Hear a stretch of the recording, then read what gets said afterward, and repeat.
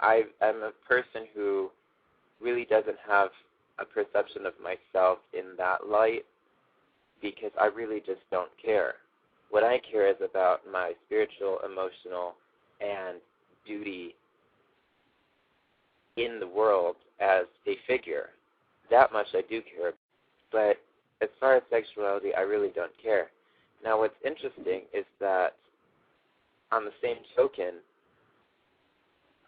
what comes honestly for me is the fact that I'm not sexually attracted to people at all. And I view people on a very emotional and spiritual level. And I often say that I will go into a diner in the middle of the night and I'll fall in love with 5 people across the room. I won't talk to them. I won't know what they're talking about. I don't introduce myself, but I feel a connection and I feel love. But that isn't lust, and that's not a sexual attraction. It's just that I feel for them. I have a vibe, I have a connection, and I can fall in and out of love with people in public without people even being aware of that. So I am a romantic person, but not in the sexual sense. And whenever I've told people my honesty, my piece of honesty with my sexuality, in the sense that I'm not sexually attracted to people, male or female, then there is a huge backlash that I endure. And so not only can I connect with the people who have alternate sexualities, whether they're heterosexual, homosexual, or bisexual, I get even further than that. And so I really want to be, a mascot for those people, too, who have a crisis in identifying and being allowed to identify the way that they truly and genuinely feel. Mm-hmm. And for the record, I believe that all of human nature is bisexual. And I know that people would disagree with me on the surface, but if you think about it, you naturally can infer whether a male and female are attractive or not. Now, that doesn't mean that you have to be sexually attracted to them, and that doesn't mean that you have to take them home at night and sleep with them. But you do know very general and vague physical attraction to someone. And what I have liked so much is when both males and females can admit the fact that they are attracted or that they find someone attractive. Not sexually, but just in general.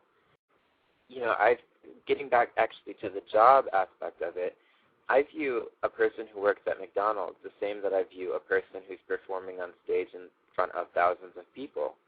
Because when you're working at McDonald's and you're behind the counter and your face is over a deep fryer and you've got grease all over your clothes and you're slipping on the floor and you're working with people oftentimes that you can't relate with and you're treated very rudely throughout the day with customers, it's not your face that's above that deep fryer, and it's not you who's subjected to nastiness throughout the whole day.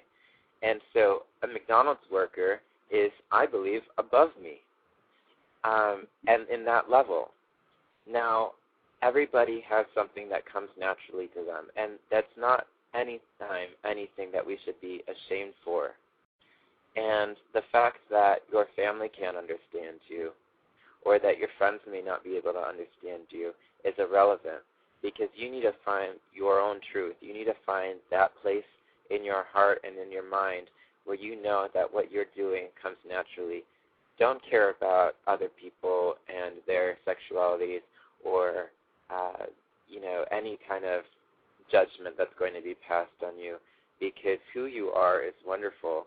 And there are a lot of people that go their entire lifetime denying what really is not even an issue. It's a non-issue. You're born with, certain color hair, certain eyes, and you can exemplify those traits and make them beautiful, and there's nothing to, be limited by or with. You are wonderful the way that you are. I understand exactly what you're saying, and if I'm destined to live the rest of my life as a female, then I'm okay with that. I'm not one of those transsexuals that you hear of so much that are sadly of the mindset surgery or suicide. That's definitely not on my to-do list. I know, though, that if I ever do get the operation, it will be incredibly expensive.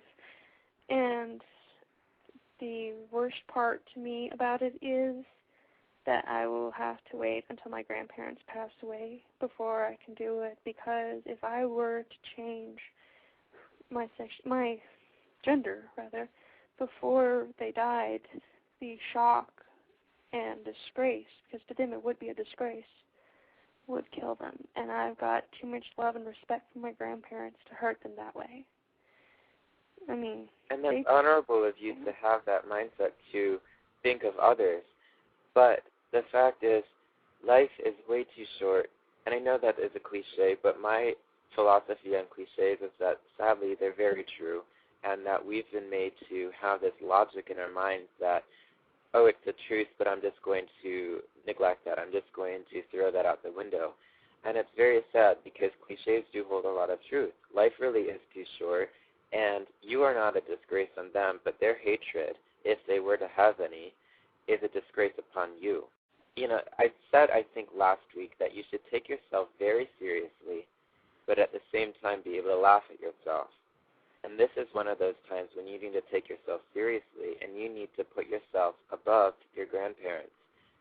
I know how it is to love your grandparents unconditionally. I love mine.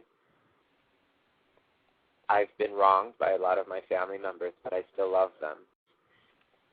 But you need to take yourself seriously and realize that you're at their level, that you deserve and have the right to indulge in who you are. And it's not something to feel guilty about. Right. So I agree. I hope that helps. It does, Kaiden. I completely feel with you. I understand what it's like in some ways. Of course, you feel your own shoes, and that's something that I can't ever enter.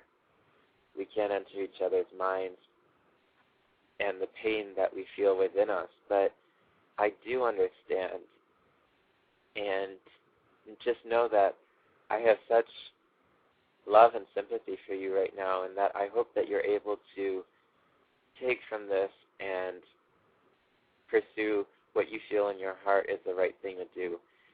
And the operation might not be the right thing to do. Sometimes these signs are something to tell us that they make us second guess and rethink things and make us reevaluate our decision making.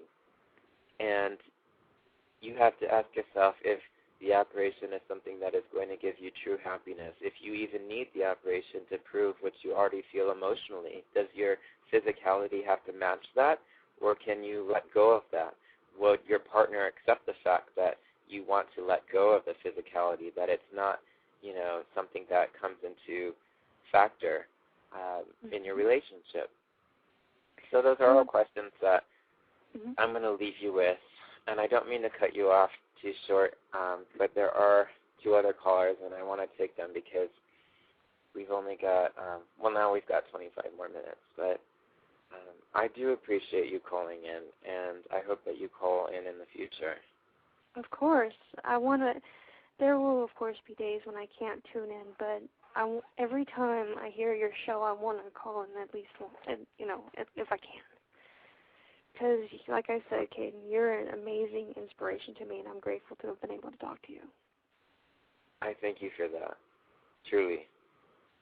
Thank you so much for being you and sharing yourself with me.